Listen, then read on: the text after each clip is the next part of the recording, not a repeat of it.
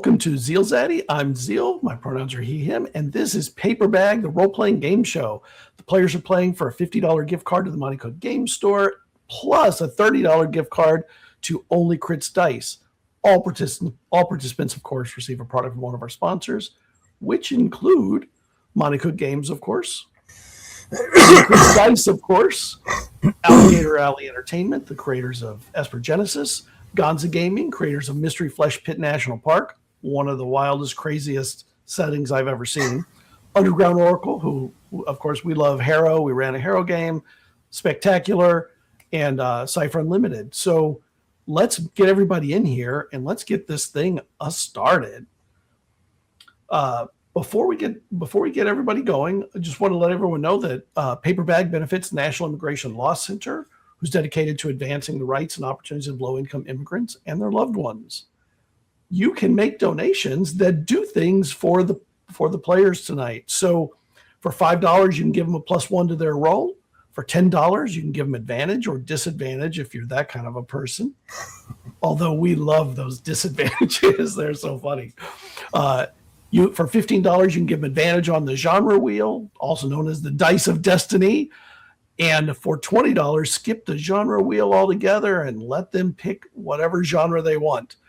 There's also what we call the Donor's Choice Award. So you can donate $1 here or there for whoever you just think is awesome at the end of the night. Whoever has the most dollars donated to them, they get a little digital trophy on screen and a big thank you for contributing their awesome talent.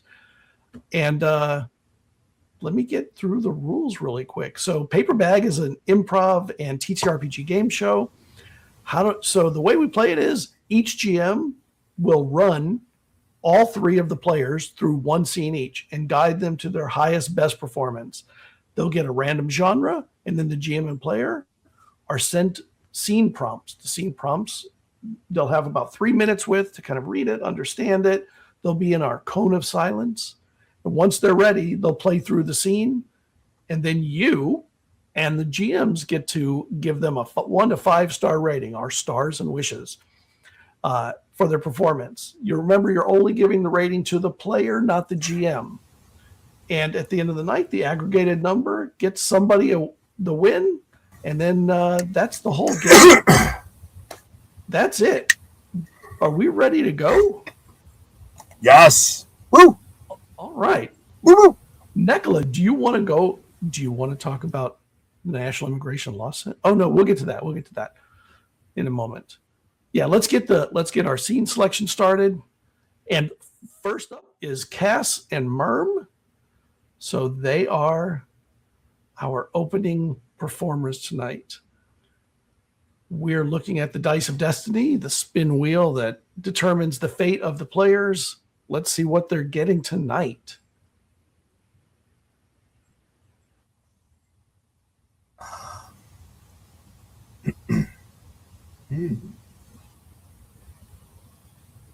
The standard. The standard of all fantasy TTRPGs. Yes. An underrepresented genre. Fantasy. Yep. The genre that started all the other genres. All right. So we're going to get the two of you into the cone of silence, where you'll get your scene prompts. You'll have a few minutes to read through it, understand it, and prepare your character and your scene. And we'll see you in a few minutes. And just bring your A game. I see the Dr. Evil preparation going already. All right. So if you have not seen our show, while they're getting in, if you have not seen our show, we have had some amazing performances on the show. Scene after scene, dramatic performances, comedic performances, which personally I have never been able to figure out how to do good comedy. But we've had several people on here who just killed it. Irvy, I'm looking at you. You've just destroyed me with some of the comedy scenes. All right. When you are ready, Nicola, I'll hand it over to you. Yeah, because it's my turn. If I remember to unmute myself. Yep. Hi, I am your voice in the sky for the evening, your director, Nicola, and I'm here to talk about the National Immigration Law Center. Where did the script go? There it is. All right. Tonight we are raising funds for National Immigration Law Center.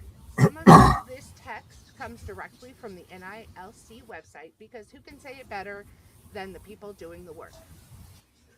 The National Immigration Law Center fights for a society where everyone has the freedom to thrive, no matter how much money we have, no matter what we look like, or where we are born. They are building an inclusive future for low-income immigrants and their loved ones by working at the intersection of immigrant, economic, gender, and racial justice. They work to advance laws and policies that center human dignity and benefit us all. A healthcare and safety net system that allows everyone to thrive, labor laws that empower all workers to fulfill their potential, and federal policies that recognize migration as a global phenomenon that transforms societies for the better. Established in 1979, NILC deploys a holistic and multi-pronged strategy to both advance and defend the rights of low-income immigrant communities and secure lasting transformational change. In 2019, they adopted a strategic framework to guide their work and create a roadmap to the long-term systemic change we know is possible. You can learn more about this framework on their website. Since the recent administration has taken office, NILC has I typoed. NILC has been hard at work campaigning for Congress to hold ICE and CBP accountable for their action, including the recent murders of, my pronunciation, Joan Sebastian Duran Guerrero in Maine and Lorenzo Salgado Araujo in Houston, less than a week apart. Visit NILC.org to use their automated form to contact your congressperson and ask them to stop the unchecked abuse of power on our streets. And finally, as a reminder, no person can be illegal on stolen land. Thank you. All right. So when the players return, just so that everyone knows that the scene, it was inspired by, well, my Daggerheart campaign. It is, there are content warnings of heroic sacrifice and general violence. Yeah, I don't want to give too much away. I'll leave it at that. We have about a second before they'll be allowed back into the space, ready to go. And here they come. All right. How you feeling? Are you feeling ready, Cas Mirm? Hell yeah. All right. So, Cas, when you begin the narrative, the countdown will begin, and we make sure that we. Yeah. Let me make sure that we're up to the unmuted. The 2-player screen, and the scene is yours. A torchlit antechamber nestled just below a fighting arena. The pit, they call it. The stone walls, the distant roar of the crowd, and from where you are, the smell of seeping blood down through the ground and into the stone. We find our hero, Bryn, ready to commit to a fight. There with Bryn, Finch, a young halfling. Definitely the best friend Bryn has ever had, and vice versa. This friend has been held captive, and Bryn finds themselves fighting for Finch's freedom. And as Bryn prepares and Finch puts the final touches on the armor straps, doing everything that they can to prepare for the fight, both themselves and Bryn. He scrambles with one last strap on the shoulder, and Finch says, I Are you ready? I think I'm ready. Hey. You're okay. I'm here. You don't have to go out there. This is my fight, not yours. Okay? Well, I mean, it is sort of my fight still too, right? I mean, I don't want you worrying about this. Okay? I want you to just give me something to bring into this fight.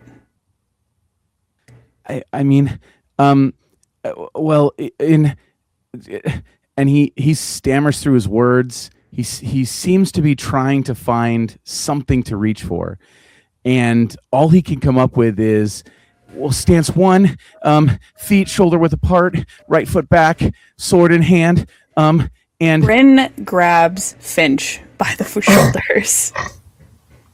Hey, I don't need technical stuff.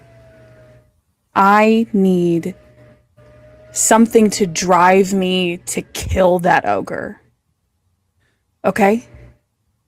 I know feet shoulder width apart. I know to keep my wrists loose but tight at the same time so it doesn't I don't know. I know those things. I need your emotional support, Finch. well, but the thing is, like, I mean, emotional support's not going to help you fight the ogre. I mean, it's. Oh, do you hear that? The crowd's chanting. I think the gate's about to open. Emotional support. And he kind of trails off a little bit, and you see that he's distracted by the sounds above. The crowd roaring as the announcer begins preparing to announce your opponent. And Finch says, okay, well,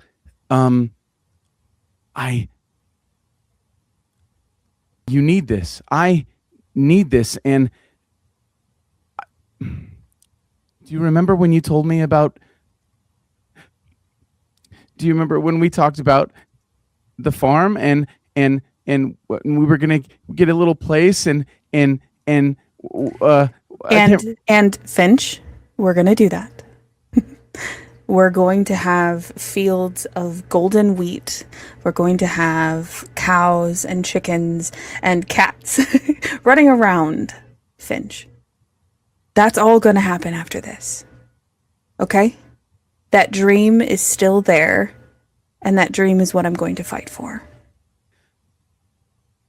As a smile begins to form on his face, the crowd goes silent. And the gate on the other side of this, like, Colosseum fighting pit begins to rise. And you can see through the gate that's up this ramp, the creature step to the gate. It is this massive 12-foot tall ogre carrying what looks like just a tree, like the trunk of a tree just ripped out of the ground with the roots all still intact, dirt clumped on it, and it looks like that is this ogre's weapon of choice. And the smile slowly fades, and all Finch can do is just point straight across to draw your attention to it. I put my hands on Finch's face, turn them away from the gate slowly rising. That is not something you have to worry about. That is what I am worrying about for you, Finch. Yes. Yeah. No. Yeah. You're right. You're right. And then can you hold on to something for me? Yeah. Yes. Yeah. I can. Yeah. I know we talked about the fields and the cows and the chickens and everything. I also want a library. So I need you to hold on to my glasses and give them back to me when this is done. You can't squeeze them. You can't dent them. Can't crack them. Hold on to them gently so that I can grip my sword as hard as I can, and I put it into Finch's hands and protect you, Finch. He nods, takes the glasses from you, and just then you can hear the slamming of this tree trunk. 3 large slams as this creature is beginning to rile itself up for the fight. And he says, but you have to hold on to something for me. And he puts the glasses, kind of like hook it on his collar, so they're hanging kind of on his chest. Yeah. And he reaches down into his pouch and he pulls out a simple copper coin. And he says, just hold on to this for me, will you? It's for good luck. And he kind of tucks it into your boot for you. And just then he looks and says, maybe a minute to figure out how we're going to fight this thing? Yeah, what do you got? I don't know. And he points as if to suggest, look and see. And it will require you to make a perception check. Sick. I'm good at that. That is a 18. 18. Very nice. As you glance outward at this creature as it begins to slam and rile and walk out into the Colosseum, you can see the commitment it has in its eyes. But you find a moment where you realize it must be carrying a previous injury or something. It's favoring its right side. It's lowering its left arm down. And you see this moment, and it tells you definitely that maybe drawing yourself away over towards its left side might give you some sort of protection, or at least better evasion during the fight. But just then, this ogre reaches over and it grabs someone that's at the edge of this Colosseum and brings them down into the pit, and everyone starts rushing around trying to get this person out. And they do manage to save them before the ogre can harm them more. But when that happens, Finch just freaks out, and he's like, I don't know. But did you see? And it's so strong, and I just don't know. It is strong, and it is there, and I'm still here. I'm not backing down because I'm doing this for you, Finch. For one final roll, I need you to make a check to be a calming influence on Finch. Great. I can do that. That's a 16. So as you succeed, you glance up and see the ogre. You look back at Finch. Finch says, takes one final breath. Okay. You got this. Go get him. I got this. See you soon. And then immediately walks into a wall.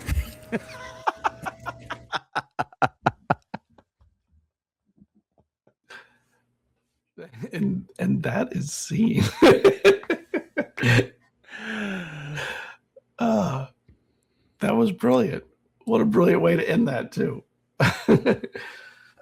All right, we have voting open. So if you're in chat, you can give in your 1 to 5 star rating. While that's going on, Greg, do you have any thoughts on the performance that Mirm gave? Absolutely. I have a ton of thoughts about Mirm and Mirm's performance. First of all, Mirm, fantastic. You had me feeling the feels, no doubt about it. Number one, I don't know how much we want to talk about technical side of things, but man, you're looking right at the camera. I feel like you were looking right at me. I felt like I was Finch for like a minute, you know?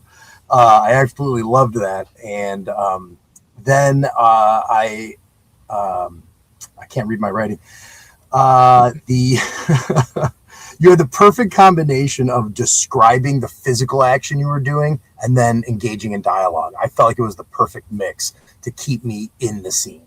So that's all I'm going to say. Wonderful. Cass, what did you think of the performance that you were able to draw out of Mirm?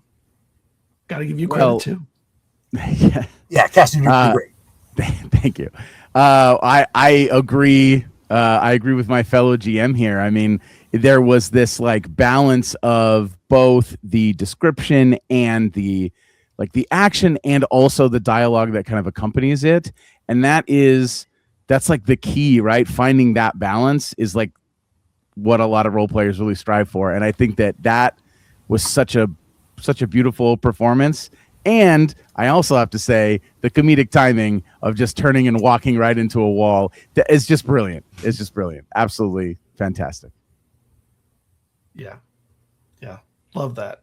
And it was so funny because it was so emotional, and what great relief. Though, it's like music that hits the heart right.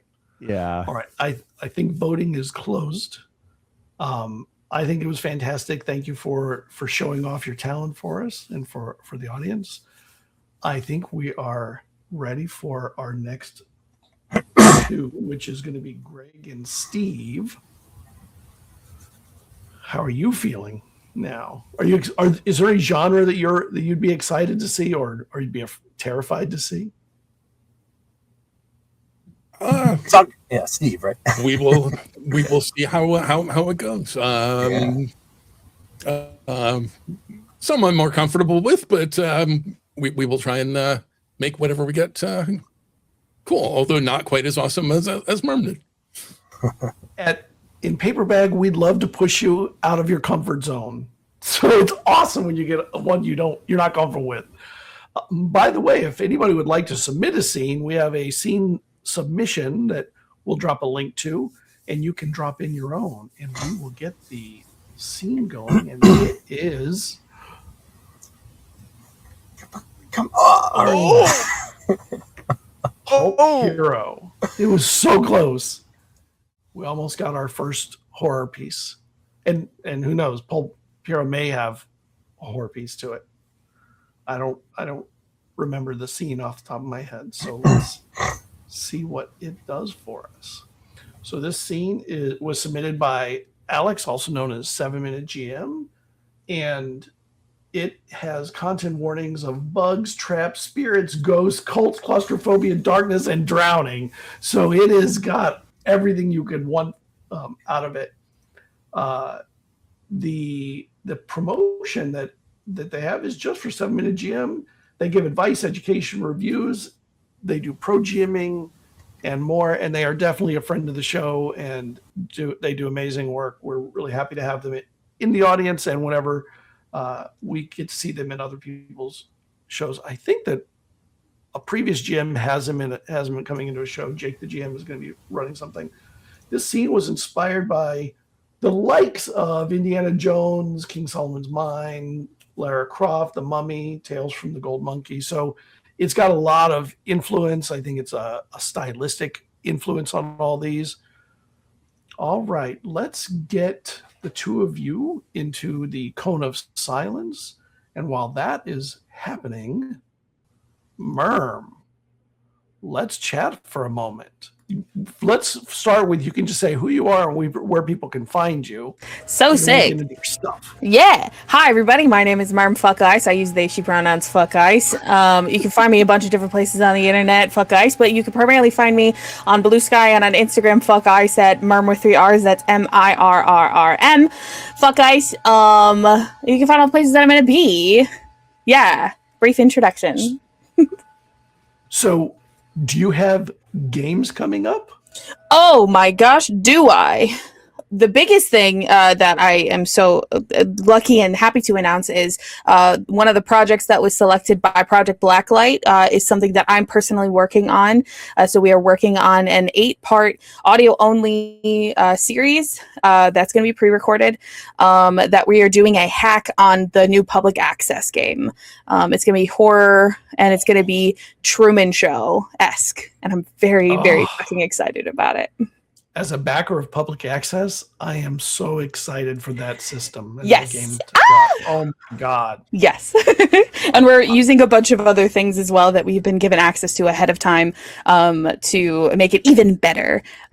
So I'm very excited.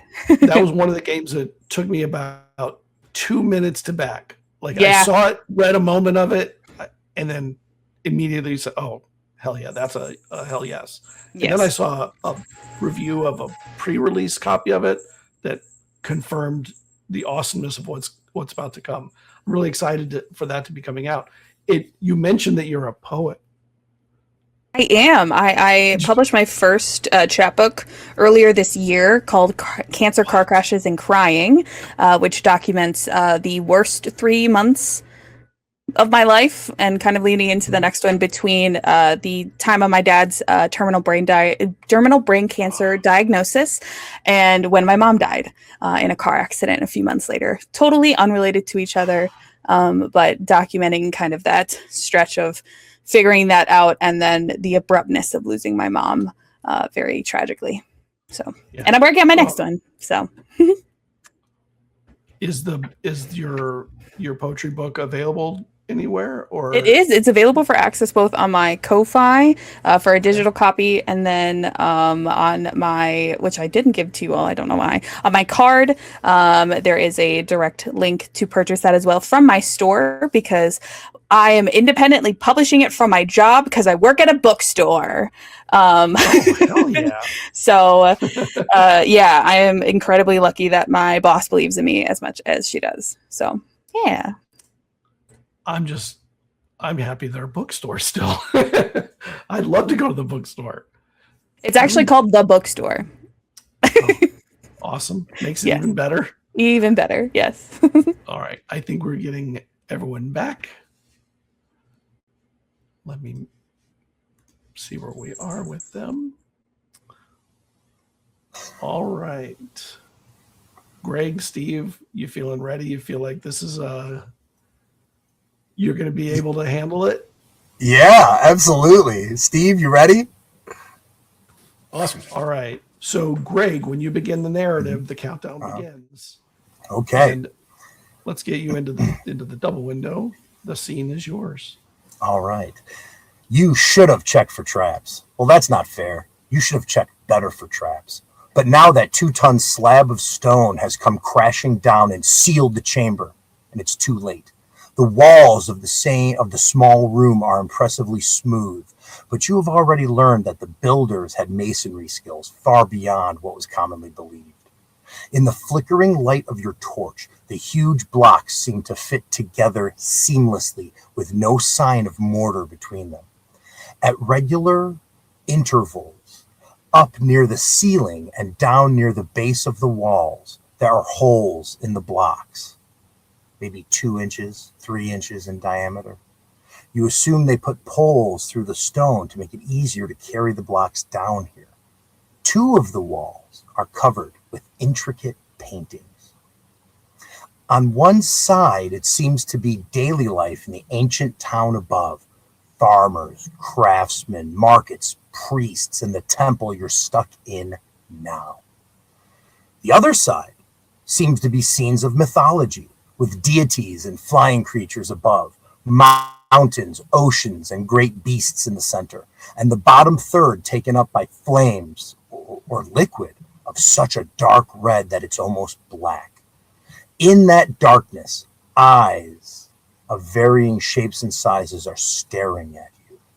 No faces or bodies can be seen. It's more than a little disturbing.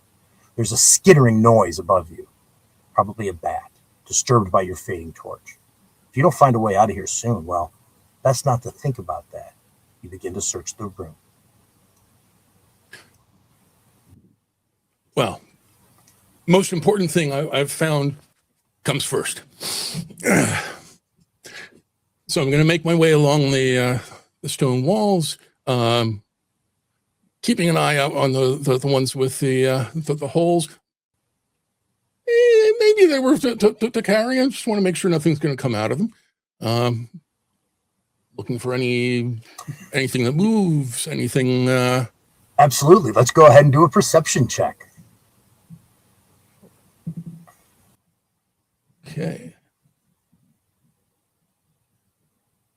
That is an 18.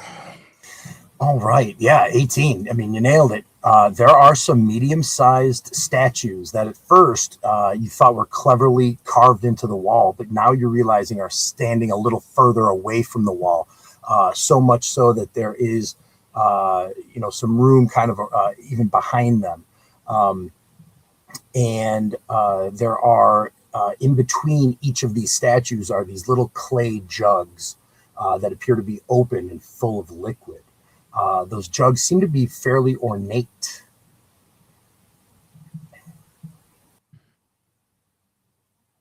Okay. What do we see, by the way? What are we looking at here in your character?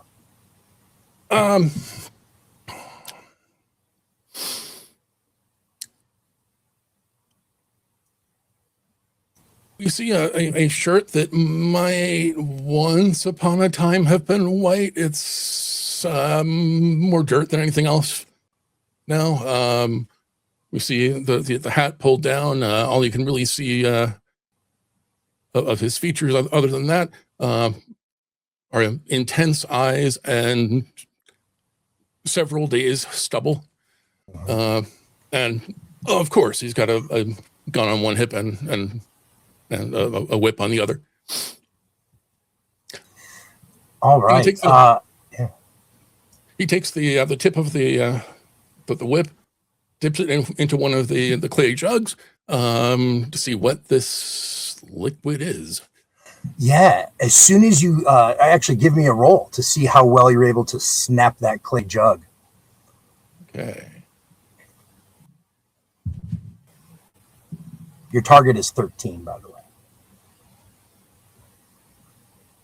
Okay, well, that's a 6 + 3. Okay, so we're gonna fail forward a little bit here. So you do use that whip to snap the jug to kind of see what the effect is, and it immediately crumbles. And out of the jug comes hissing acid, and it kind of brushes up against your boots a little bit as it comes directly towards you, and you realize the room is slanted towards you,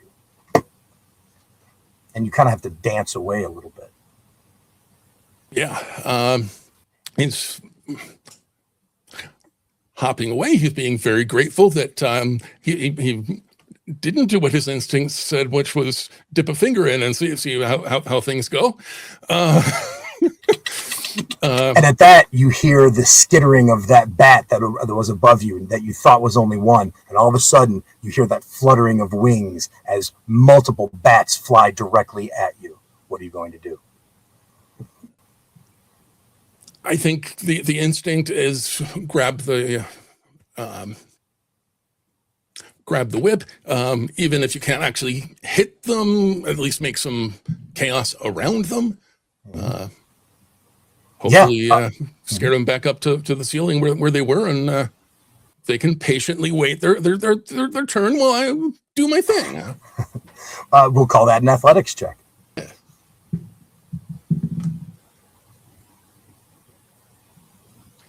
Okay, that is a 14. Okay, 13 was your target. So yeah, you successfully bash a couple bats one direction or the other. You do catch a couple stray bites on your hands, but for the most part, they're scared back to the ceiling.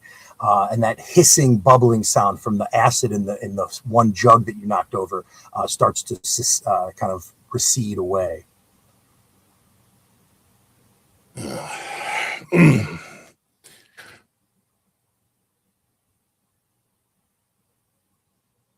I think the one thing he hasn't checked out, the statues and the holes in the walls. I above game have a feeling that there are probably spears in the holes and et cetera, but we'll get there when we get there. So in the meantime, I'm going to go take a closer look at the statues, see if there's anything hidden behind them. Yeah, see if any of them are movable. Yeah, each statue on each side of the room, the side that has the very commoner sort of farmers and merchants side, seem to be carvings of farmers and merchants. But the one underneath the the mythological reliefs seem to be gods and goddesses. And as you're, which one would you be looking at? The commoners or the gods and goddesses?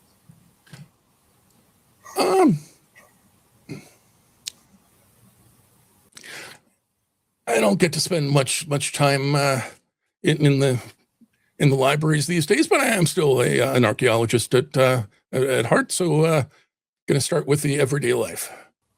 So there is an artisan who's clearly hewing wood and shaping it, and so as you walk by and look at it, you get the intense impression that it is looking back at you.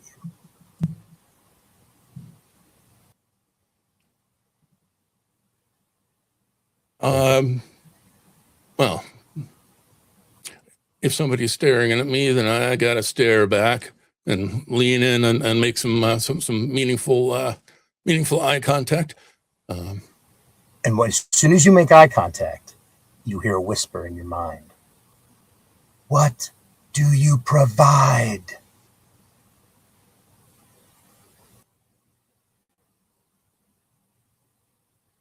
Curiosity, patience. All right, let's roll a personality check here to see how well your force of personality affects this. Okay, I've got athletics, acrobatics, climbing, swimming, and perception. Yeah, let's throw the perception in there. It's sort of a mental stat. All right. Okay, that is a 13. All right, 13 was your target. So with a 13, you hear a voice now right behind you, and it is the feathered serpent god who says, "That is not enough. Choose another. What do you provide?"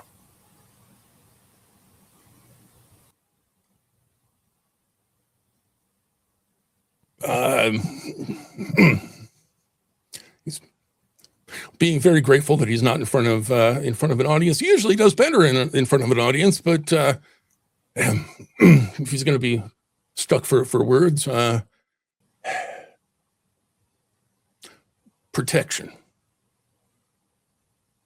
You have been judged positively. And the door begins to open. About time. And he strides on out. Perfect way to end. It's about time. And scene. That scene, yes.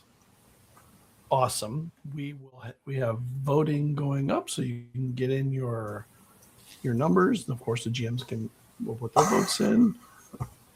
While we're waiting on that, Cas, thoughts for Steve's performance as a swashbuckler? Yeah, spot on. The hat really sells it.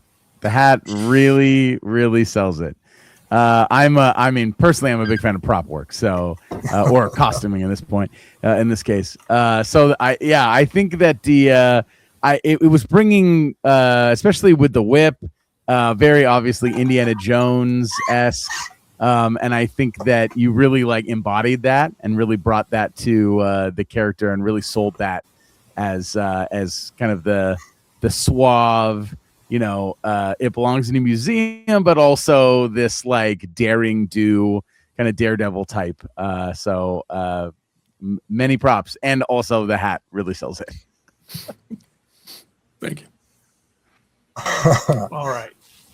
And Yeah. Greg. Steve, man, I am sorry that we didn't have a better NPC to match wits with you. You really did a great job having what I feel like was not enough coming from me, obviously. But then it was like you in this space and just a couple things. I felt like you had not a lot to work with on my end, but you really worked with it. What I really liked specifically was the way you were kind of doing that monologue of, well, usually this is a lot easier, and I think that is exactly, if I was reading this as a comic book, that is exactly what this guy would be, narrating for us, the reader. So I really like that. And I want to see this guy more in action.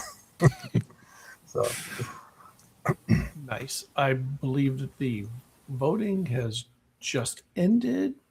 I do want to remind everybody they can make a donation to affect the game, either the players or the wheel roll, the wheel spin. So that can happen, and I'm sure that Nekla will make sure that there's reminders in chat for that. All right, let's get to the third scene, the last one before we take a little break. This is, of course, Cas and Tanya. How you feeling, Tanya? You've had 2 scenes to kind of prepare as pre-preparation. Mm-hmm. They were wonderful. Great job. All right, let's find out what genre that the Dice of Destiny is going to give you. Brought to you, by the way, by Only Crits Dice. We love to roll only crits. Yep. An interjection from your director. As much as we do love our Dice of Destiny from Only Crits Dice, we actually had a bunch of donations come in during that last one. And so we want to thank our donors. We are up to $50 raised today, $105 for the month. The donations were to give Tanya 2 advantages on dice rolls, as well as getting to pick the next genre. So we're going to skip that wheel, and Tanya can let us know what we're going to do. Ooh. Wow.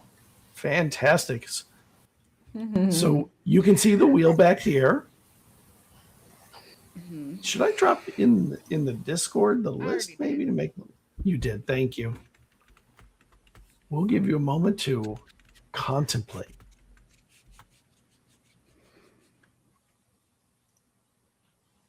Can I ask a clarifying question? Sure. What's the difference between cosmic sci-fi and sci-fi horror? Sometimes very little. Okay. Sometimes very little, but sci-fi horror can often be very visceral, while cosmic tends to be large-scale kinds of horrors or bigger picture. The monstrosities tend to be more psychological than physical. Right. That's. Well, I'm thinking between like Cthulhu or Alien. Is that like the? Absolutely, that is more or less the difference. I will give you a hint. We're gonna go Alien. Oh, Nekla has a hint. I have a hint that the scenes we have today for cosmic sci-fi both involve aliens, but the sci-fi horror is inspired by the movie Alien, whereas cosmic sci-fi is inspired by the movie Arrival. I think it's got to be sci-fi horror. Right. Yeah. Okay. All right, let's get you your scene prompts. We'll give you a few minutes in the cone of silence. While that is happening, we're going to speak for a minute with Greg. Just make sure that you get in there. And then, all right, Greg. Yeah. First off, who are you? Where can you be found? And we'll get to the rest after. Yeah. Hi, everybody. How are you? My name is DM Greg V. I am the #1 place. I occupy a very small corner of the internet. I try to keep my digital footprint as small as possible. But one place that I absolutely occupy is Start Playing. So if you see anything here that remotely looks like fun to you, I would ask, please come find me on Start Playing. I've always got games up. I kind of switch between mostly Daggerheart, Delta Green. I do some D&D 5th edition. I also do a Marvel multiverse role-playing game. So I try to dip my toe in a lot of different pools.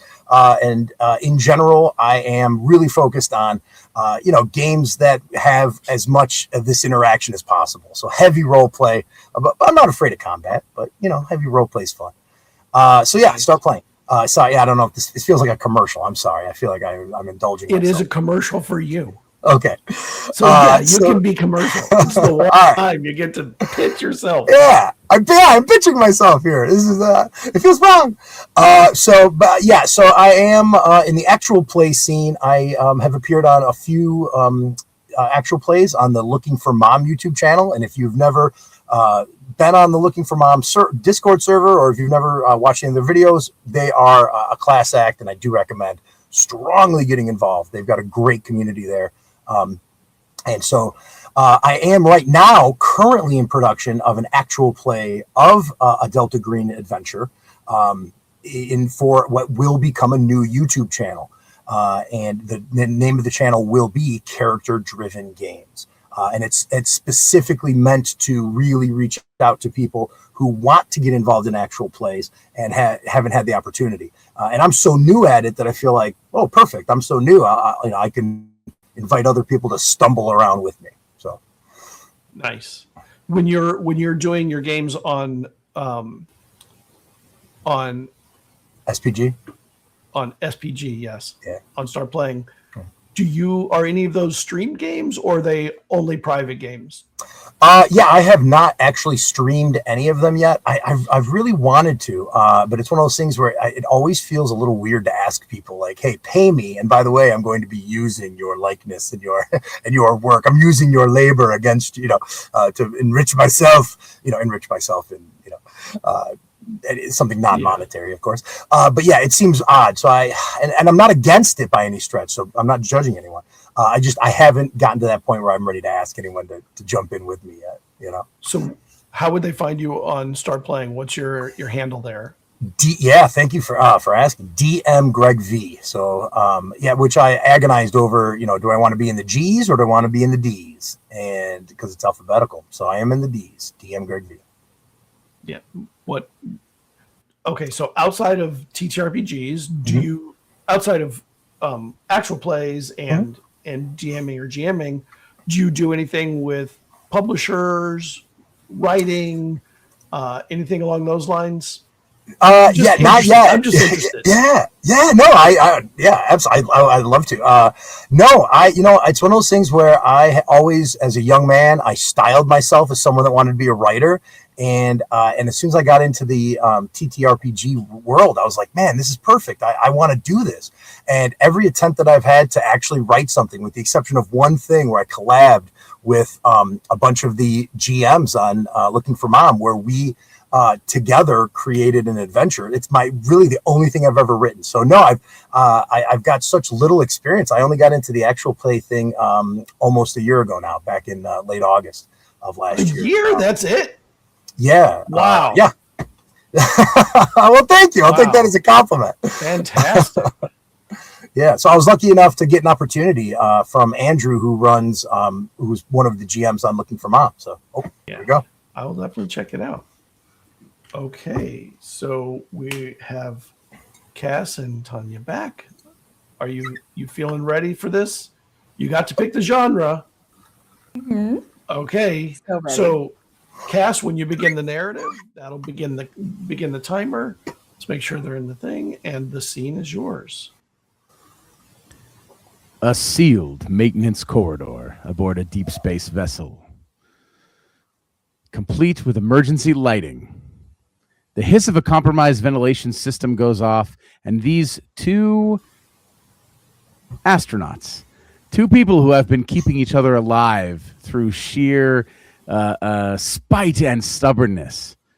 Heron has a plan to seal off the aft section, lure the creature into cryo storage, lock it down, and wait to be rescued. Casson has a different plan. Vent the aft section to space, don the suits, and take the 4-hour walk to the emergency beacon. It seems as though both plans could work, but both seem to have flaws. Heron turns to you and says, "This plan of yours is not quite foolproof. And I don't believe that venting the aft section into space is worth the risk that you would take in order to do this." Well, I think we're at the point where we need to take risks. But you see, The goal is escape. Right, but it is risk that got us here in the first place. The best thing for us to do is to stay calm and focus. If we stay calm and stay put, we will get out. And Heron even though Heron is speaking with this very calm, the stereotypical calm, cool, collected voice, he's keeping his wits about him. You still get the sense that he's unnerved just in general by both plans. Neither one seems to be his choice. I want Casson to look as positive as possible, chest out, head held high. She wants to look as confident in her plan as possible as she speaks to Heron. We are fish in a barrel, Heron. That thing is going to come down here, and we're not going to see tomorrow if we stay. But expression about fish in barrel is fish being shoot into barrel. If we stay put, alien creature is not shoot gun into barrel. Alien creature try to get in, but is not shoot gun. I am not going to explain this whole conversation that we have to have again. We've had this when I talked about the whole bread situation over dinner. Listen, if we do not find those suits and make our way, I have seen what has happened to some of the other people we came here with. It is not pretty, and I cannot save you. But friend, you see, Heron wishes to save you. And Heron knows that this is best plan. It is not good plan, but of plans presented to us is best plan. Please, friend, let me save us. Other people in shuttle crew, they wish to seek out. They wish to go out and fight, but staying put is best plan for survival. Please, you must see this. And Heron... How much air do you think we have? Heron seems like he's about to speak again, but you make this point about air, and you can see he just kind of deflates. And he kind of turns away and paces a little bit. And as he does, you see him kick one of the crates that has the food rations in this room. And when he kicks it, he looks at it, and you can tell that all he heard was the kicking of this crate. But you think you hear something else that happens like at the same time. So I need you to make a perception check to see if you can discern between the two sounds that seem to be happening simultaneously. Oh, wonderful. I perceive things all the time. Except for right now, which is a 5. Well, you do hear this other noise, right? He kicks this crate on accident, right? As he's pacing nervously. And this other noise that just somewhere off in the distance, like a shifting sound. But you think maybe it's just like a normal like decompression sound, something maybe settling. Obviously, there's a lot kind of going on. There's been a lot of tragedy. The ship is badly damaged in a lot of places. So there are occasionally these like settling noises and decompression noises. You think maybe that's what you hear? Not certain. But it is unsettling. And Heron sort of slowly turns back to you and he says, Heron does not want to do this plan. Heron does not want to be, as you would say, sitting goose. Very close. Heron wishes to preserve as much as he can. Please understand that I am not trying to get us killed. I'm trying to preserve, to outlive. They must be sending someone.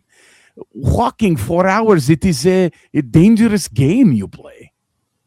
Well, perhaps they are sending someone. Perhaps we will see someone out on the surface. Heron, we're more than just sitting duck. You were very close. We are flesh, food.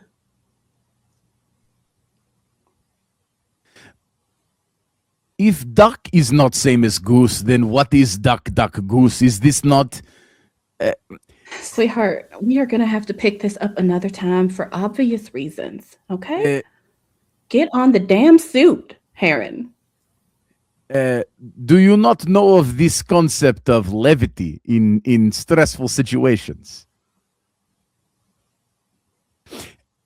Look, You're very funny. Does that make you feel better? If it does, yes. Or da, as we say back home. If Heron is to consider this plan, what is to be happening if creature were to attack? If creature attack us here, we are safe. We are secure. But what is creature attack on surface, on outside? Sweetheart, if that creature attacks, hopefully you're dead first. I can run, and then I'm dead second. Doesn't matter where we are. I like we start moving. One thing I always appreciate about you, Cassin, is a sense of humor. Dark sense of humor. They say grim sense of humor, or whatever. I'll say, I might be considering your plan. And as he's saying this, you get the sense like he doesn't really want to agree to it. So you're right on the edge of maybe convincing him. How about a persuasion check from you, just to see if you can find that one thing that might, I guess, twist the proverbial knife. Okay. Let's see. Come on. Work with me. Okay, 16. So as you see Heron is shifting his position, you see him, you can feel the unease and the uncertainty in his plan, now sort of seeing the brilliance in yours. He reaches over and he picks up this schematic and he says, I was going to explain whole plan, but it seems like perhaps your plan is much better. And just as he says this, there's a crashing noise not very far from where you guys are, much closer than any of the other noises that have occurred on the ship. And he looks panicked and he looks to you and he says, creature get inside? Is outside? I have no idea. Oh, put on the damn suit. Just put it on and let's go. Okay. We'll be fine. Okay. Duh. Yeah. And they rush off, hopefully to escape the creature, but who knows? Probably not. Probably not. But that is the... Neither of them is Sigourney Weaver. Neither of them is getting away. We know. My heart, Tanya, is okay. Remember the chest buster? You're probably one of those two. You're probably one of those. The two of you are probably one of those. Yeah, no, I think that was the prologue that tells the audience how dangerous this thing is as both of these people get smeared. Mirm, I just saw your comment. Duck, gray duck. Yes, and people in Minnesota say that, and it's wrong. Wait, that's real? That's real. In Minnesota, I have people that I know from Minnesota. They say duck, gray duck, and it's not right. I don't like it. Oh. All right. Voting is open. Greg, any constructive criticism or thoughts for Tanya's performance? Yes, Tanya, great job. I was nervous for you as you were sort of looking around, and I felt like as your scene partner is talking and giving you some of his ideas, I felt like you were thinking and you were like trying to find a way out of this mess. And so great emoting. I really liked the "I cannot save you." You know, I felt like that was you nailed the line. I really enjoyed that line. So yeah, I would just say, keep thinking about this, like physically what your character is doing, and try to make that clear so that it's not just kind of that wall of, like, the equivalent of a wall of text, right? When you're playing is just the talking. Try to include, making it clear what you're doing, so we can picture it. But great work. Cas, any thoughts for your scene partner? Yeah, I think that it's a beautiful thing to have a little bit of levity in situations like this. So I really like your ability to kind of adapt and to play along. I think that's a great like improv and role play skill to have. So to kind of navigate that, like the seriousness of it, the heaviness of it, the moment of you saying, like, I'm trying to save you, like we could feel the, like, concern that you have for Heron, and then also the duck duck goose thing, like, it didn't throw you off. Like, instead you were just like, we'll circle back to that, like, and it was just a good way to kind of roll with that, and I thought that was really cool. So okay, well, we have hit the midpoint of the games. We're going to take a few minutes break, and we'll be back in just a few. Please stick with us. We have more awesome scenes coming. All the players get one more scene. The GMs get a couple more. It gets deeper and darker probably after this. See you in 5 minutes, 7 minutes, something like that.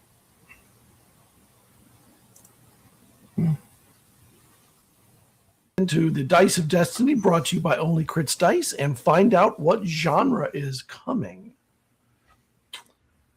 All right. Anything you want to see? It's going to land soon, so. Horror. Yeah, Horror. horror. Oh, Horror. oh, Oh, oh. oh, there we go. Oh, it went yellow. Oh, no. It's Okay. All right. It did. All right. Well, I know. I've already told you you can fuck me up. I know that. This is still true. I know that Mirm wants horror, so I think we should go cozy. No, just kidding. We'll go horror. Choose whatever you want. You don't have to go based off of me. No. Come on. I want to honor you as a player. Which type of horror do you want, Mirm? I don't care, honestly. Okay. I love a good psychological horror. Cosmic horror is great. Yeah. I think it's only sci-fi okay. horror as well. So Let's do psychological horror. all right. Sorry for what you're about to go through. Let's get them into the cone of silence. And while it's happening, Cas, let's chat for a minute. yes, So let's. we'll start with who you are, where everyone can find you, and all the socials and all that. Well, Cas, also known as the Wikipediam, a hoard of treasured knowledge. You can find me at Wikipediam on Instagram, and also on Start Playing. I am a professional dungeon master available for hire on Start Playing, where I am under Cas the Wikipediam. Easy to find. And then there's, everyone's got the links and they're all over the place. So, but that's the big ones. Those two. Those are where I can be found. So what games do you run for, professionally for players? And are there any games you would like to run but haven't? Well, yes to all. I know that first question was not a yes/no question. I run almost exclusively 5th edition, kind of both versions or an amalgamation of 2014 5e, 2024 5.5e. Those are kind of the main ones that I run. I have also been running Pathfinder 1st edition currently, just now getting into 2nd edition. And I've recently started working toward running Monster of the Week and Draw Steel. Big fan of Draw Steel. And soon I will hopefully be running a game that my fiance is creating. She's creating a little TTRPG, kind of a cozy Stardew Valley inspired TTRPG. Nice. We had last episode, we had someone who was a big MCDM and Draw Steel fan. I'm a fan too. I think it's a really cool system. Very interesting. Have you, when you run your games, do you have a limit to the size of the party? Like, do you have a minimum and a maximum number of players? I know as a GM, I know my limit and I know where my cutoff is before I become uncomfortable running that many, or I have no limit to how few. I'll run for one person happily. My fiance and I have a one-on-one D&D podcast that we do called Mage Monomyth. And I learned how to play one-on-one. My dad taught me how to play D&D when I was very young.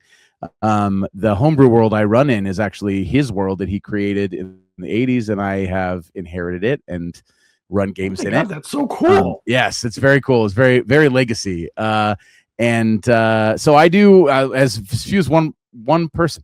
I will run one person. I have a couple of people who have hired me to run one-on-one games for them to tell a specific character story. I, on average online, I do maximum 6 because online it's really hard to do more than that. In person, I don't really have a limit. I was regularly running 12 to 14 people at a time. Oof. And when I moved away from Southern California, I did a going away big event, and I had 30 players all playing level 20 characters. And that was my brain glitched at that number. That was actually, I think final count was actually 27 players. I'll be specific. 27 players all playing level 20 characters. It was a big apocalyptic event. It was very fun. Very fun. And on Start Playing, your Wikipedia there also? Same correct. As socials? Yeah. Okay. Yeah, great. like Wikipedia, except at the very end, it's DM. Easy to find. Wikipedia, which I love. It actually made me chuckle or guffaw for when I first saw it. I was like, "Oh, that's pretty good." Yeah. Well, thank you. I appreciate it. We have our participants back. How you feeling about the scene? Are you ready to hop in? Yes. Yeah. All right. So, Greg, when you begin the narrative, that'll begin the countdown. Let's get you into the window for the 2 players, and then the scene is yours. All right. Break a leg, Mirm. You too. A Manhattan penthouse party, 1926. Champagne, orchestra, and a crowd that's decided the future is wonderful. Kale is where they belong, comfortable, at ease, unremarkable. Across the room, someone is watching. Kale recognizes Dex after a moment. They look different. Something behind the eyes has changed. Dex crosses the room. She's poured into a green dress, red hair pinned up. The orchestra is playing something bright and festive, and the room is full of dancing and drinking. Dex says, "It's been a long time." The orchestra is already almost imperceptibly quieter than it was before. "It's been a long time. How are you?" When did you arrive? She hands you a champagne glass she just plucked off of a tray. I grab it and very unaware drinks the champagne. Mm-hmm. When did I arrive? Oh, honey, I've been at this party since it began. I saw you come in a few minutes ago. Fashionably late? Always. Right. What? How long has it been? Oh, I was about to ask you the same thing, sweetheart. I would say it's been about 5 years since the last time I saw you at Ethel's funeral. Ethel's. I wanted to talk to you that day, and downs the rest of the drink and puts the flute next to them. Mm-hmm. I wanted to talk to you that day. I promised that I did. I just couldn't talk to you that day. Oh, well, of course you couldn't. You were in the throes of grief, weren't you? Hand As you were another you. fluted stem. And I grab it, take a sip. As were you, Dex. Yeah. It's it's been bothering me. This is going to seem silly, but I have been wondering this whole time, why is it that you got out of the house and poor Ethel didn't? Can we talk about this on the balcony, away from prying ears, as I kind of nudge to the crowd that is now looking at us, talking a little bit louder. And I'm like, to the balcony. Yeah, absolutely. A little fresh air. The air is getting a little close in here. A little fresh air would be nice. Yes, it is. Now, Kale, take a second and describe to us what we're seeing. What does Kale look like? Kale is a tall, feminine presenting person in a full pantsuit. They have pinstripes going down. They're wearing a white blouse underneath, high-waisted pants, and some really nice, suede black shoes. As they slowly gesture to a door leading to an outside balcony. Dex will she'll gesture towards the door and nod as if you first, and then she'll kind of fall in behind you. In fact, as you enter the balcony, which the balcony itself is this is a huge penthouse. This is the length of the entire penthouse. This is a huge balcony. She sort of slides the door shut behind her. You can hear the orchestra music kind of, a lot more muted now. And she says, "Oh, I've always wondered about your relationship with Ethel, It was strictly platonic, Dex. Purely platonic. It was. All of it was. What happened that night? Oh dear. Don't be upset. It's No, 5 years gone. This is your sibling, Dex. She was my sister, it's true. I loved her, and I miss her every day. But life must go on. It'll be 1927 soon. How are you? Okay. Dex, that night we were drinking and having fun, and just it was a good time. And I don't know what happened. Ethel passed out in the room. I couldn't wake her. She was not responding. I tried jumping water on her, and nothing was working. There was no noises coming from her. So I put her in the bathtub to just cool her off. But I was always wondering, the fire marshal did say that there was a lot of booze bottles thrown around, all around and smashed in the parlor. Did that come before or after the bathtub? Because that was the day that Kenneth and I stopped being engaged. I found out that he was cheating on me, and Ethel and I were throwing things around to get anger and things out. That's it. And then the bathtub, and I thought it was working because there was movement, and then I left the house for whatever reason. Yeah. Well, you don't need to explain it to me, Kale. I understand. Sometimes I'm faced with decisions like that myself, and I just feel I need to run away. And you felt that way too. You ran away. That's okay. Yes. I was a coward. Well, I wouldn't say you were a coward. I would say that you ran away because you felt as if your legs were carrying you somewhere.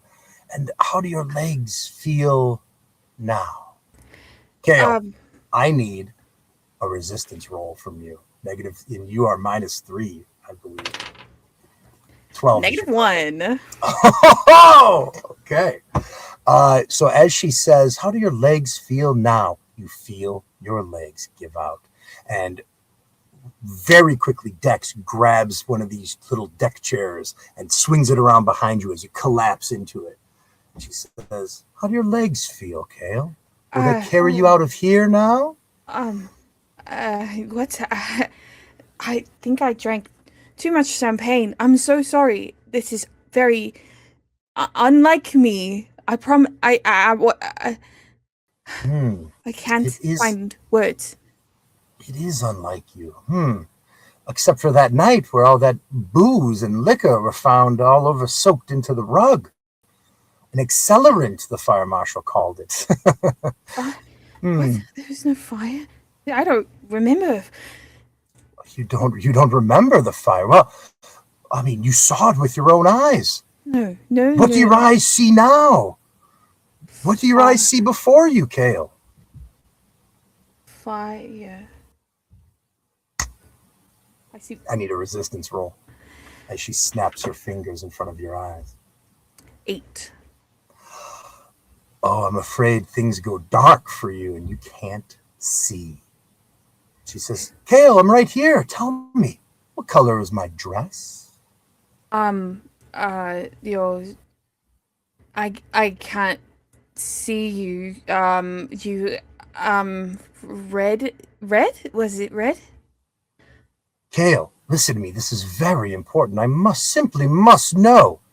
Ethel was drowned in that bathtub, and your entire apartment was burned. No, that's not what happened. I don't remember it happened. That. Why, Kale? Why? What? This. No. Dex. This is your chance. This is your last chance, Kale. And she snaps her finger. Give me a resistance roll really quickly. 11 is your target. Okay, yeah. So you feel all of your strength give out and your arms fall to the sides. And she says, this is your last chance, Kale. It was Why? It was an accident. I'm a fucking. I don't know. Oh dear Lord, is it? Did you kill Ethel or not? No. Ah! What have I done? And scene. That is one of the darkest scenes that we've had on this show. Oh my! I love that scene, and it was. I'm glad you got it, Mirm, because it is definitely a dark horror scene. Thank you. All right, voting is open in chat. Cas, any thoughts for Mirm? Well, I'd say another outstanding performance in addition to earlier. I do think that it is a talent and skill to perform something so dark on a whim, right? Just on an improv whim. And so I think the only thing I have to say is just brava. Like I don't know that there's anything else to be said about it other than it just was really, really, really good, and clearly a very talented performer. Greg, what do you think of what you got from your scene? Scene part. Oh yeah, Mirm gave me everything I was looking for. She kept moving it forward with the yes ands, the describing what's going on, hearing what I'm trying to say, and bringing it back. I mean, I want to know what happens next. Yeah. Nice. So I think there's just a few seconds left in voting on chat. Oh. Jim's dropping in their stuff. I think we can move to the next scene, which is Cas and Steve. All right, let's There, now I'm unmuted. Again, instead of switching it to the wheel, we had more donations and we have doubled what we raised since the last time I spoke. We are now at $210, and Nice. they donated it towards Cas. So, Cas and Steve, do you want to pick the genre, or would you like to? Did you decide to spin twice and get advantage? Steve, what do you think? I mean, the donation was earmarked to you. I think it's your pick. I am a chaos goblin. Let's roll twice, and then Steve and I can pick one. All right, here we Okay. go. Switching over All to right. that wheel. Yeah. let's go to the dice of destiny. All right, Let the dice decide. first spin. Yep.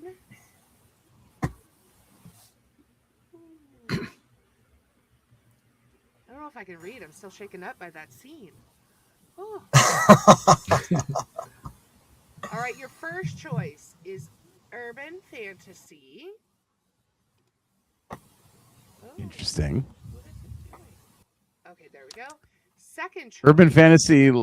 Urban fantasy, like Bright, like that movie on Netflix. I'll look at the Yeah. list. I don't remember. I think that counts. The Jim Butcher novels, stuff like that. Oh my! And Surreal. So for, what did we just say? Urban fantasy. This one is Yeah, inspired. give 'em a little bit of inspiration. Yeah. Is inspired by something from ZealZaddy called Vadashar. So Scott will have to tell you a little about that. And Yeah. When I Surreal wrote that, is inspired by Eternal Sunshine of the Spotless Mind and The Strange TTRPG.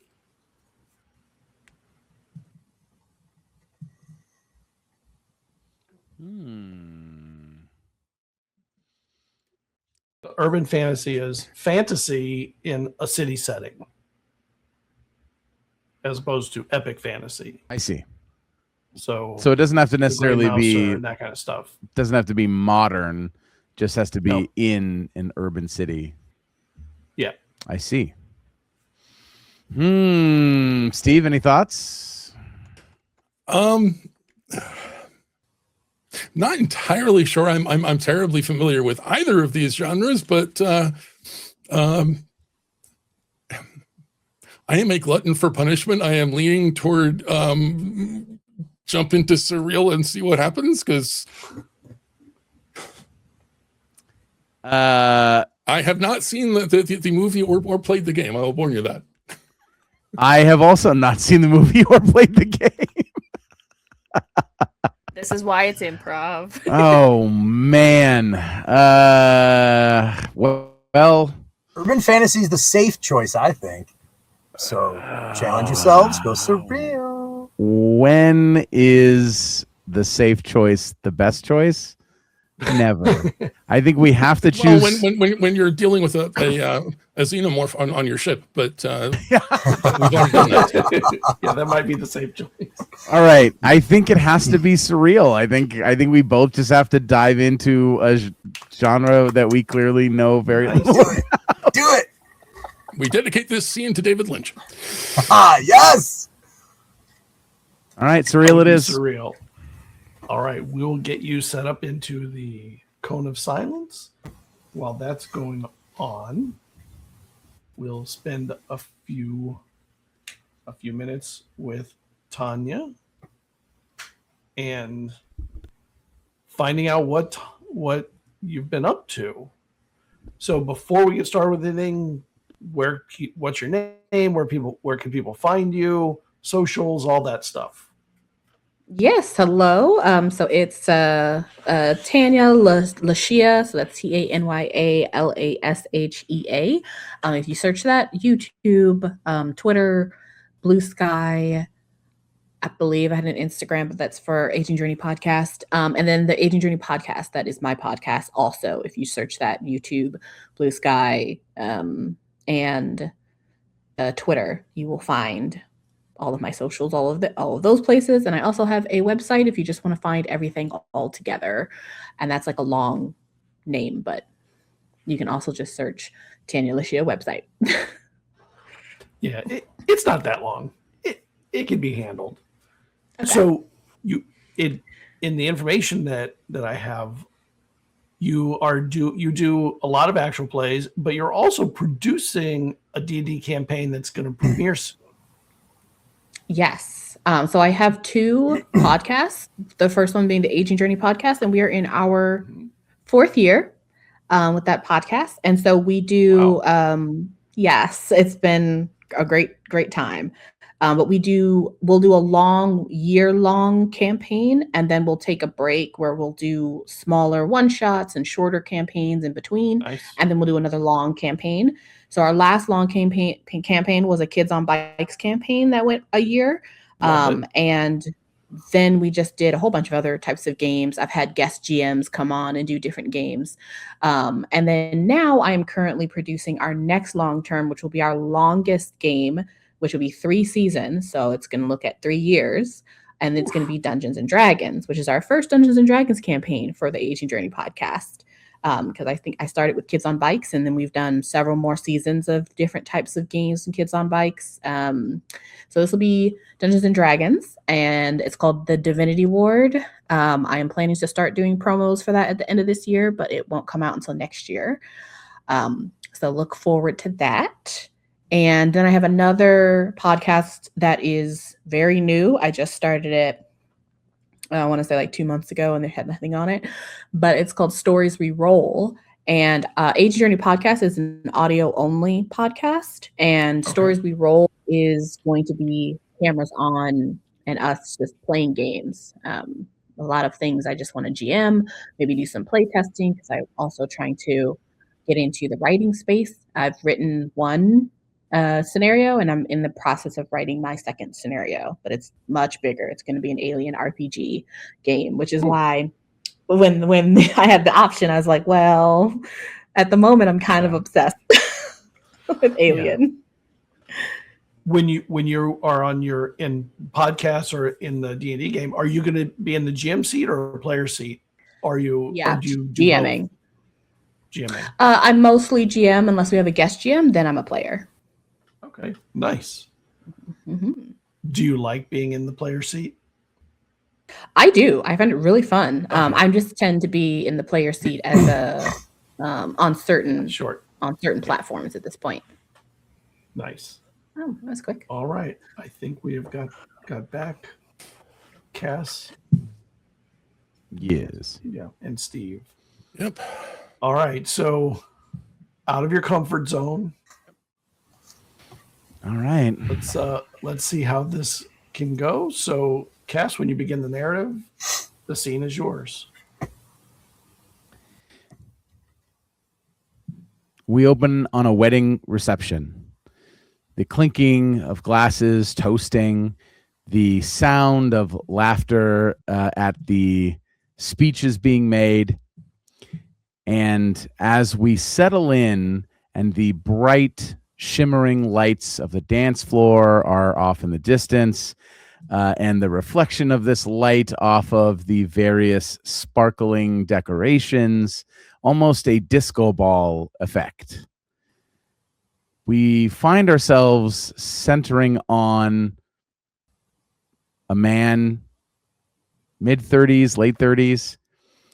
He has a beer in his hand, and seemingly stepping from just off screen, another man, maybe slightly older, maybe not. And as this man steps in, the first man, Moss, turns to him slightly, kind of gestures with his beer, turns back around, takes a sip, and just kind of does that Coca-Cola on a hot summer day. It's beautiful, isn't it? Tiven looks out of his element, disoriented, not sure where he was. He was not here a moment ago.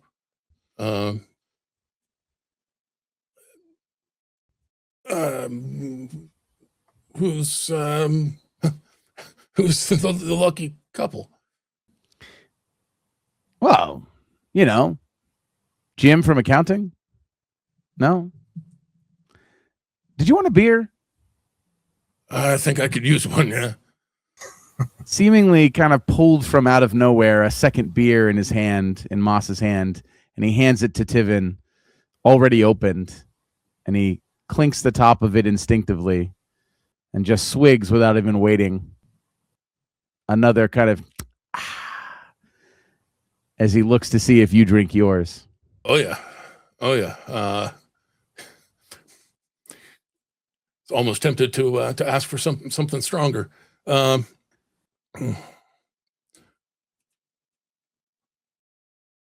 Quite the scene they've got going on here. All the bright lights and colors. It's honestly a little disorienting. Little much, don't you think? Just a little. Yeah. Oh, watch this.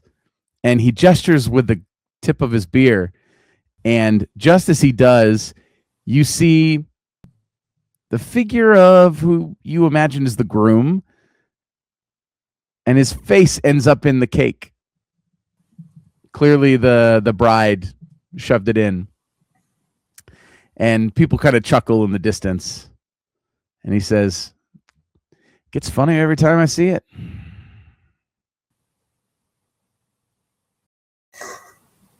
Tivin is looking very carefully to see who the bride is. It's as if the scene knows that and conspires to either she's facing away or a waiter walks in between, or as you glance over in that direction, nothing really seems to come into focus at that distance. There's definitely lots of movement. You can see the figures moving around, but none of the figures really have any sort of definite detail to them. The only person that you see with any clarity is Moss, this guy standing next to you. And when you take him in, he's got his tie kind of undone, loosened, clearly having come from the ceremony, relaxing here. Everyone's kind of drinking, the dancing, kind of starting up.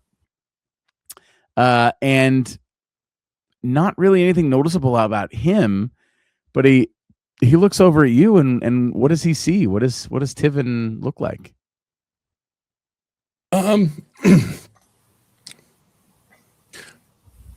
He's an older guy, very slim, slightly balding, nice gray suit. He's looking down at himself and a little bit puzzled by that. He could swear there was color there a moment ago. What did you mean every time? Oh, you're right. You are new here, aren't you? Just watch and I'll explain. And he gestures back out kind of toward the group and he says, "That one there, he's gonna reach his hand into the cake and he's gonna throw it at that other one over there." And you watch it happen.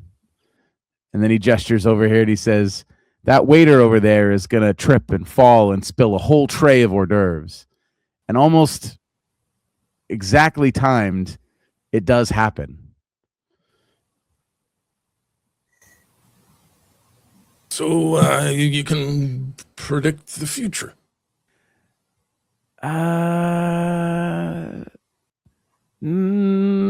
And he's hemming and hawing, making these noises, and then you see the only other clear figure, another man, somewhat in between the ages of you and Moss, who's slowly moving towards the center of the dance floor.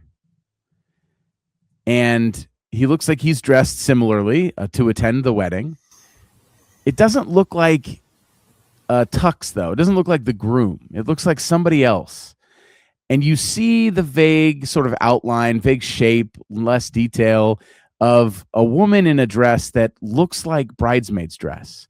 And as he's slowly walking towards the center of the room, almost in slow motion, Moss says, that one there is going to try to ask that one there to dance and then totally give up. And it's honestly really depressing.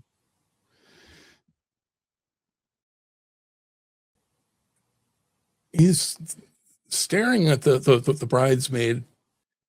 Never seen. She looks so young. Yeah.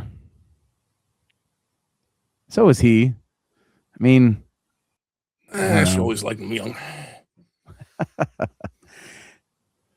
he catches your eye because he looks like he's going to get to the center of the room, but he stops. He hesitates. He turns back slightly. And I need you to make a D20 roll. We will see if you can know the unknowable in this moment of surreal.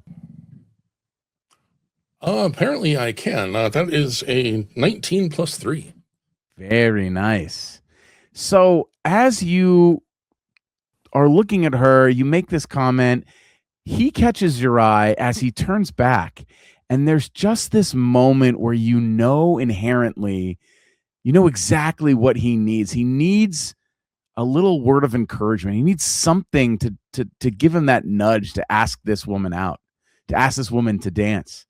And you know, you feel it in every part of you. And as you sense that and you feel that and you know that, this unknowable thing, everything around you seems to glitter, right? It almost as though there are lens flares going off and there's glitter falling from the ceiling of this rental space. And it feels so too on the nose to say surreal, but it just feels so enchanting. And Moss looks at you and realizes, and he says, wait, I have an idea. Come with me. And I'm coming. He heads over in that direction. And right as he walks up to this other clear figure, Moss looks like he's speaking, but you can't hear any words, and he gestures back to you. What do you say in that moment? We see very quickly other memories flashing by, other moments. Something I said to her years later. I was just trying to understand at the time. But I step up to him. She's just waiting to say yes. Moss is looking at you while you're looking at this other subject. And he hears you say that to him, and he just sort of nods and looks back. And now as you're both looking at the subject, Moss says, that's it.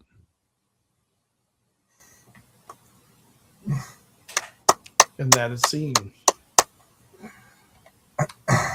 Fantastic. A very difficult scene, by the way, to work with. Yes. Oh man. But damn. At least we didn't have to film it backwards. So Yes. Greg, any thoughts on Steve's performance in this memory of this person? Yeah, I think right at the end there where you seized onto this thing that is the most critical element of any wedding and really dove in. It's that idea of the bride, right? What is the bride? And I think I do wish the scene was one more minute. I feel like if we had one more minute, I think we would have sunk our teeth into it even more. But I love that. First of all, she's just waiting to say yes. Again, I mean, I'm a sucker for lines like that, and that was a banger of a line. Yeah. So yeah, great job with that. But yeah, in terms of I would say for anything constructive, I would say maybe try to push your scene partner a little bit more to give you more via you pushing them forward. you pushing them to, you act within the space and force them to react, would be a positive kind of a thing to take from that. Cass, your thoughts? Yeah, yeah, man, wow, that was really good. I think the moment for me is that last line. It's that button. It's always so important, I think, to button a scene, but specifically in these moments. I've never seen this Eternal Sunshine of the Spotless Mind. Everyone raves about it, but I remember this idea of like filtering through memories and these things, and that moment of like she's just waiting to say yes. It not only does it sound like a piece of advice that someone would give a guy who's like waiting to talk to her, but I do also think that it's something that someone might say to themselves, trying to like encourage themselves. So I really feel like you gave us this like really solid end moment of that scene. And I will add that I think that there's a moment, if this is a film, where we kind of pull out from that moment and we see that no one ever approached him in that moment. He was recalling something from his childhood, right? Of kids at like a school dance telling him like, come on, man, just wait to say yes. And that my hope is that he turned around and asked her. So that was, you really hooked me with that line. That really got me thinking like, man, I hope he does it. I hope he asks. So that was kind really of like solid. the idea that this is her dream. Oh, she's seeing yeah. over and over and over and over and over again, waiting. Well, I'm waiting for him to say yes. Oh, that's waiting so for good. him to ask the Yeah. question so she can say yes. Yeah. Damn, that's really good. All right, yeah, that's my feedback. I think it was solid. It can always get weirder. Yeah. Yep. All right. Well, we are going to head into the final scene of the night, which is Greg and Tanya. So let's get the dice of destiny up and find what genre you will be working with. Tanya, what are you hoping for? Requests maybe for the dice some gods? cozy. Or now that somebody said it, I'd be maybe interested in the Weird West. Never done anything that weird or Western. Oh no, ninjas! Oh! That's pretty cool. All right, let's see. All right, so break a leg, Tanya. All right, so this scene has content warnings of grief and loss, natural disaster, heroic self-sacrifice, and it's inspired by Suzume, which is a film that I happen to love. I think it was a brilliant film. All right, while they're in there, Steve, you are the final interview tonight. While they're in the cone of silence. So before we start with anything, where can people find you, your socials, all of that stuff? Hi, I'm Steve, Tall Halfling on most of the socials, sometimes Tall Halfling RPG. You can find me at tallhalfling.card.co. The extra R is for ridiculous. It's always for something different, but that seems to work. You'll find me playing and running games all over the place. I don't really have a home channel, so I'm typically on a couple dozen channels a year. I see you everywhere, like everywhere. So you're the one. You play everywhere. It's kind of amazing how many channels I've seen you on.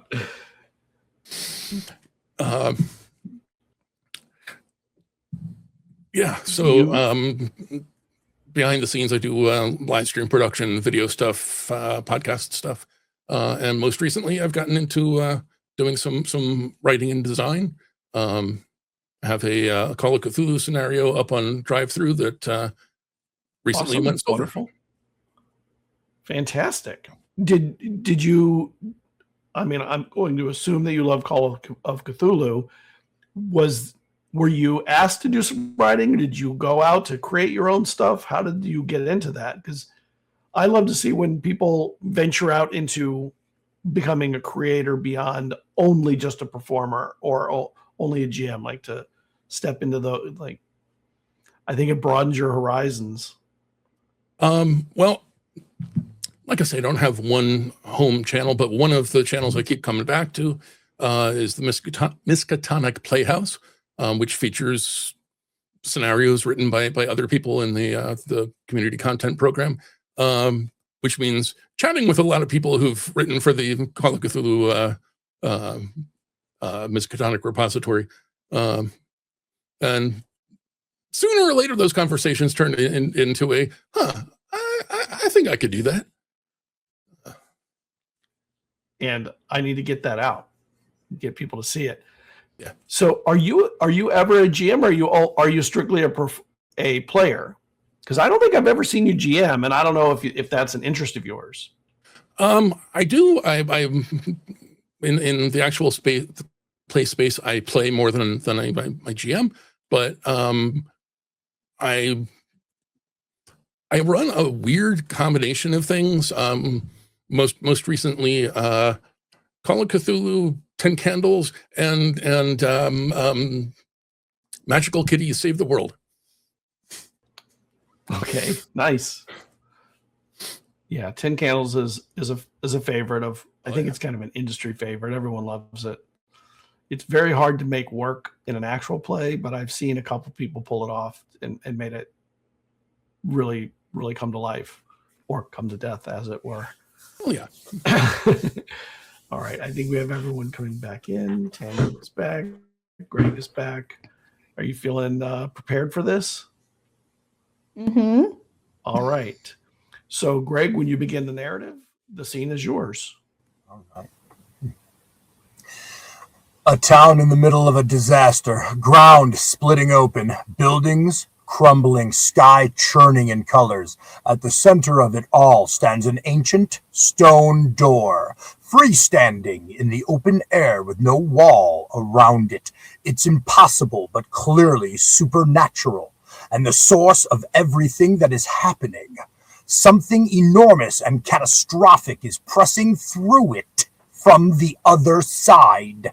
And the only way to stop it is to close the door from within, which means stepping through to the other side and not coming back.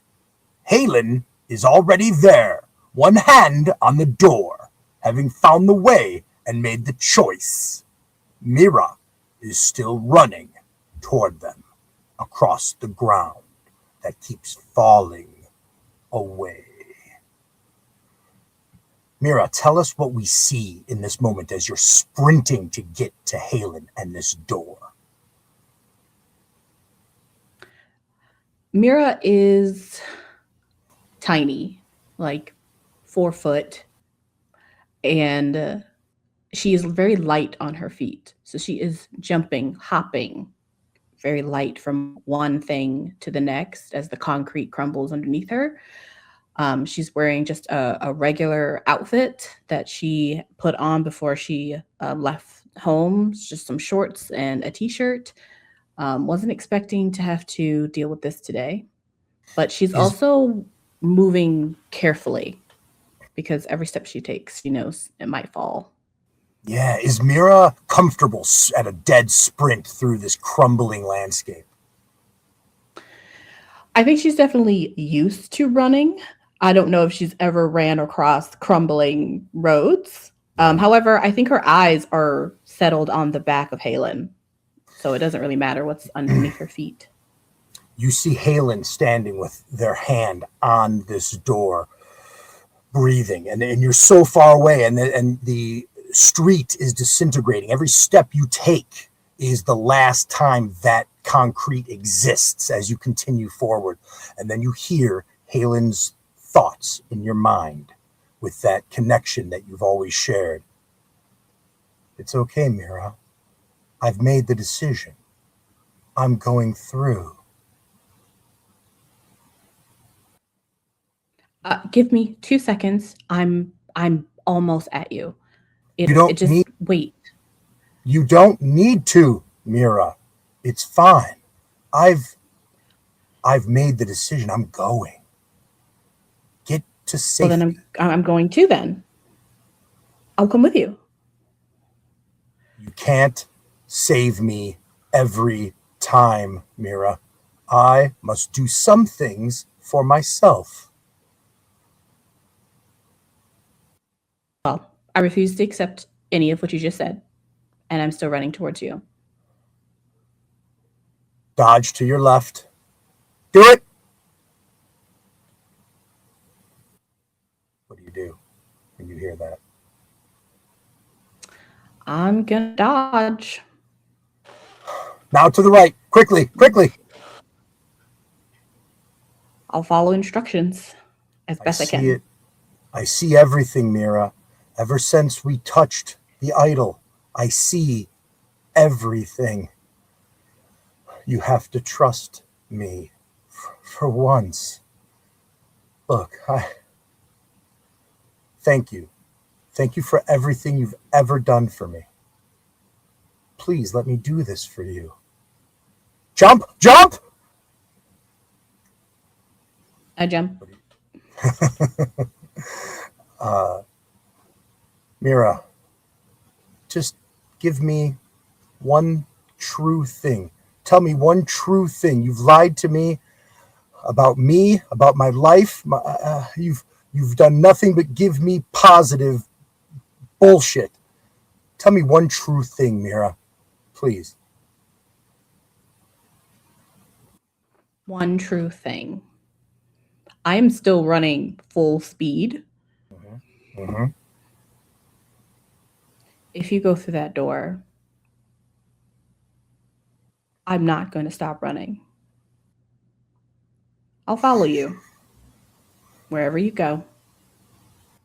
I don't care where it is. Let's do a roll. Let's do an athletics roll to our a physical roll to get there faster. It's athletics or acrobatics. This will determine how fast. Okay. And I believe I still have 2 advantages. Okay. Okay. And I'm going to need it. 9, 10, 11, 12. There's a 12. I'm going to use one of my advantages. Mm-hmm. 21. Okay. With a 21, you speed up preternaturally fast. For some reason, it's everything you wanted, right? You have to get there. And you arrive and you kind of skitter to a stop. And as as Halen turns to look at you, you see their eyes are glowing. It's as if there's stars in their eyes, and they have this placid smile on their face, and they say, "See, Mira, you don't need this. I can go."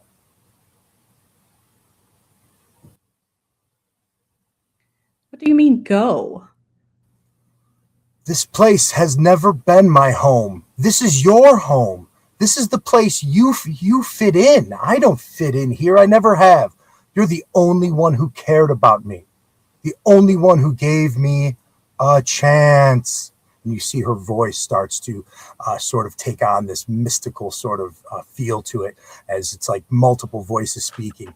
And she says, "I feel a connection. If I go to the other side, I will be at home. You must let me go."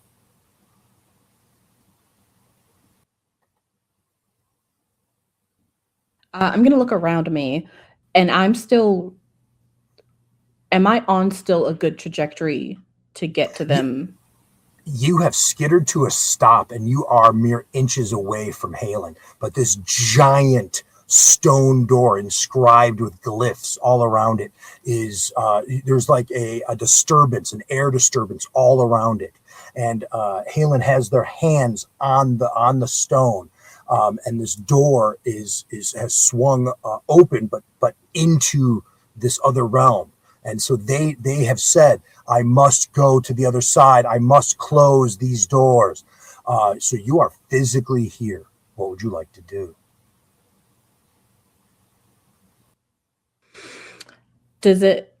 and I can make a persuasion roll here, or athletics. I'd either like to try to jump on top of this giant stone door. You said. I'd like to if there's a top, like the door jamb of it. I'd love to literally jump on top of it, so over Halen if they're in front of it. Yeah, describe what that looks like. How do you mount this giant stone door? Ooh. Naruto, like a Naruto run on the side of a wall. Absolutely. Yeah, and you almost impossibly, right? It's plant.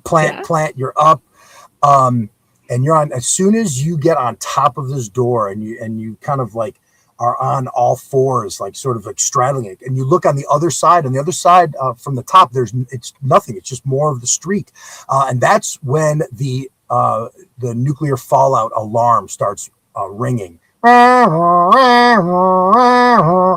you hear Halen's voice say, "Halen, Mira, you cannot stop me. You must get away. The radiation will kill you. The core melted down a long time ago. This city is dead. You must leave now. You can't stop me." And you feel this biofeedback go from Halen's eyes through the door, and you feel it tingling through the stone.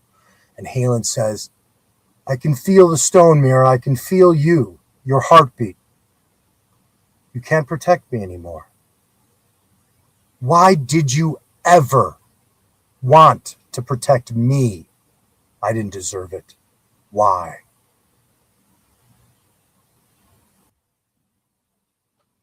I want to jump off of the wall or off of the door and basically tackle them. And they go through the door, and I want to go with them. But while I'm doing that, I just want to say, because I want to. Oh, that's good. Last roll, real quick. 15 is your target. So I have advantage. There's a nat 20! Halen pauses just a breath and says to you, "You were right. Maybe I do belong here." And you see them sort of float, and their hair floating up above them as you go with them, as you're hugging them. And this energy flows through them, through the door, and the door shuts on its own accord. And scene. It's always amazing to end on either a nat 20 or a nat 1. Either one is awesome. Oh, I know. Yeah. And we lived happily ever after. Or died happily together. Not sure which. Yeah, I don't know. Whichever. All right. The voting is open in chat. Thank you, Tanya, for giving us that performance of yours. Cas, any thoughts for Tanya's performance? Yeah. I feel like I've been saying nothing but super positive things, and it will continue because I must construct additional positivity pylons. I think that you have a really good understanding of your characters. I think that that's one strong thing about your role playing is that you identify the key, the bullet points, right? And then you flesh those out and make those really important to your role playing. And I think that's the bread and butter, right? That's the best part of it. So I think that it was really good. It was really strong. It was fun. Yeah, absolutely. Right. Greg. Yeah, Tanya, I appreciate that you decided this character is fearless and would not be stopped. I really appreciate that you didn't give up, and you climbed on top of that thing and you did the exact cinematic thing that you needed to do, which was to dive onto me and stop me. So I like it. I think it was I like those choices. Awesome. So voting it looks like voting has ended. GMs can still put theirs in chat if they're not already there. Neckla's going to be pulling the points together and pulling the numbers together. Before we get those numbers, I just want to say thank you to the audience, the players, the GMs, the producers, Nicola and Natalie. And most importantly, thank you all for supporting the National Immigration Law Center and making those amazing donations tonight. We loved seeing that. Makes us so happy.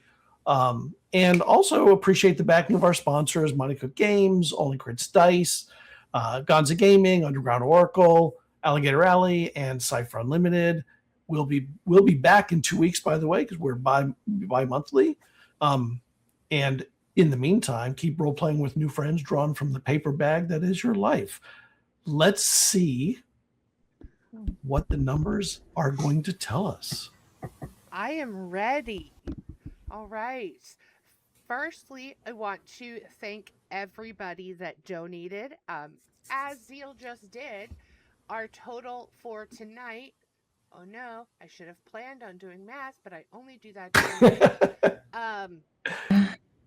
roughly a little over 160. So for the month of July, we have reached $220 for the National Immigration Law Center, and we're just very excited about that.